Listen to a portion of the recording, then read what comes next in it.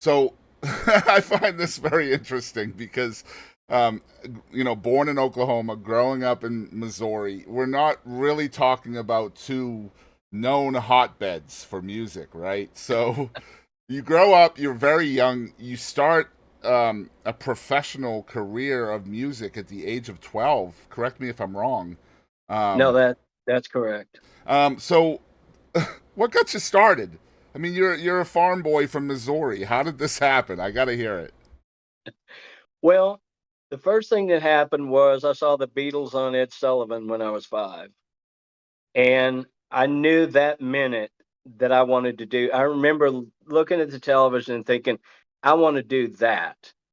But I didn't realize at the time that I would become a drummer. I always wanted to be Paul McCartney. I mean, I fantasized about being Paul. I Hey, remember going to a church camp one year and telling people my name was Paul. So for the whole week that we were there, I was Paul. And so I was playing a role, and that was even before I was playing music. I just knew, so like I had imaginary bands before I ever had a real band. I remember having like a group of popsicle sticks, and I had their band, what they were going to play, written on the stick, and then I would recruit my friends to be part of this imaginary band. that's amazing. And so when I was about 10 or 11, I had a middle school music teacher named Carmela Bartels. And she, saw me pounding on my desk all the time. And, I got reprimanded a lot. Way, way back in my grade school years, I got reprimanded a lot for making noise, banging on my desk. And so she said, "You need to play bongos in the Christmas program." So I did. I played Kumbaya, Let's go. and that's the first time I had ever been in front of an audience. And I remember how I was scared and excited and exhilarated all at once. And then when it was over, she said, "You did a great job. Now you need to get a drum set so you'll be available for the spring concert." And I remember saying, "Ma'am, I don't know how to play drums." She said, "You pound out rhythms on your desk all the time." She said, "You'll teach yourself how to play." Okay, well, I don't have a drum set. She said, "You'll get one." So I remember going home and I talked to my mother, and my mother knew, she knew that the die had been cast. She knew already. And so she sold a cow, told my dad the cow died, Wow, and bought me my first drum set. that's amazing. There's a country song in there somewhere. Absolutely, man. And and so it kind of went like a friend of mine in school, Bobo Cooper. His father was a minister at a Pentecostal church, and so we had a little band.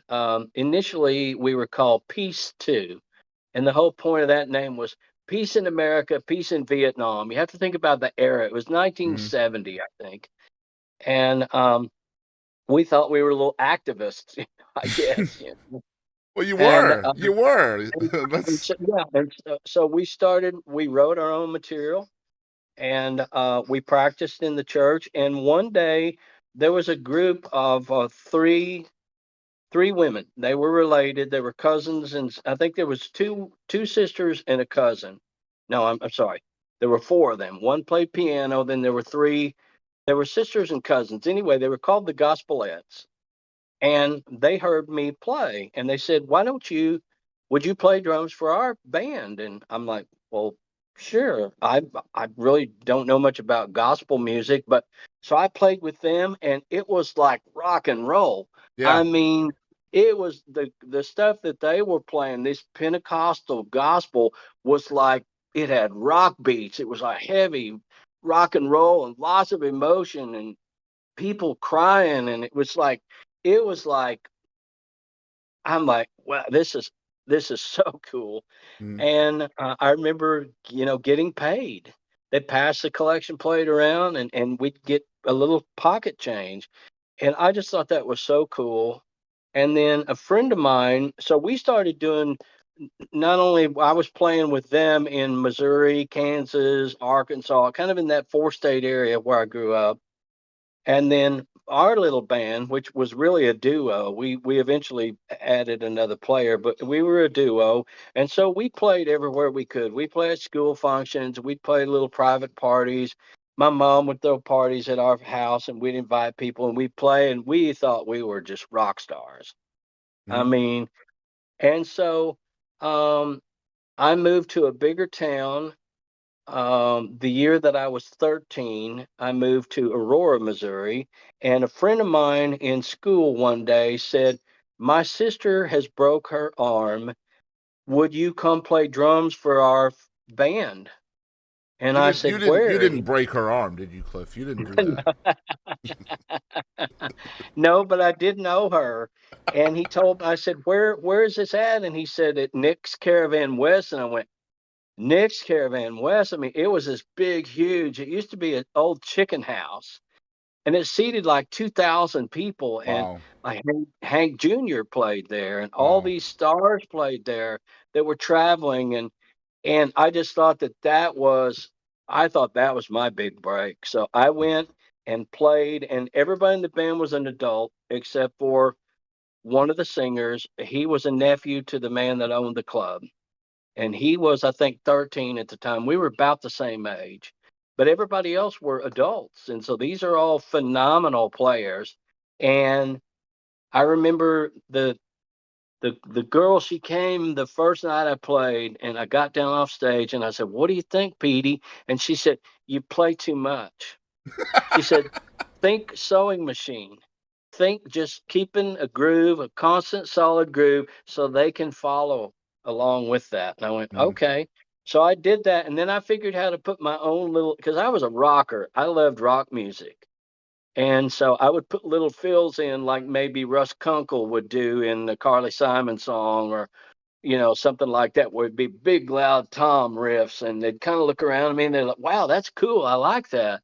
And so I was kind of teaching them a new way to think about traditional country music, and I was getting to play, and get paid. Yeah. And my mother would haul me to the gig with my drums, and she would sit there all night long and get hit on by guys, and she'd dance once in a while with them if they were sober, but she'd get hit on. She was a beautiful young blonde and just gorgeous, and she would sit there all night long and get hit on, and so her son could follow his dream. So I've interviewed some drummers over the years, and I always hear the story about, man, I was too much. I was too much at first, and somebody came along and reined me in, and somebody I don't remember which one it was, quoted as on my show. He said, somebody taught me and told me that they put the drums in the back for a reason, and stop trying to move the drums to the front of the stage.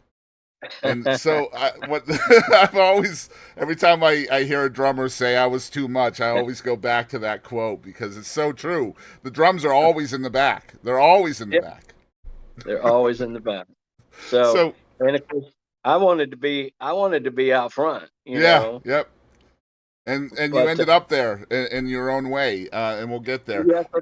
yeah, so that is how it started. I started playing professionally, and that's how it all came to be. So how much do you think? So first of all, the story, if we're updating everybody at home, so far involves a sold cow and a broken arm. So just so we're staying up to date with everybody out there who might be taking notes. Sold cow, broken arm.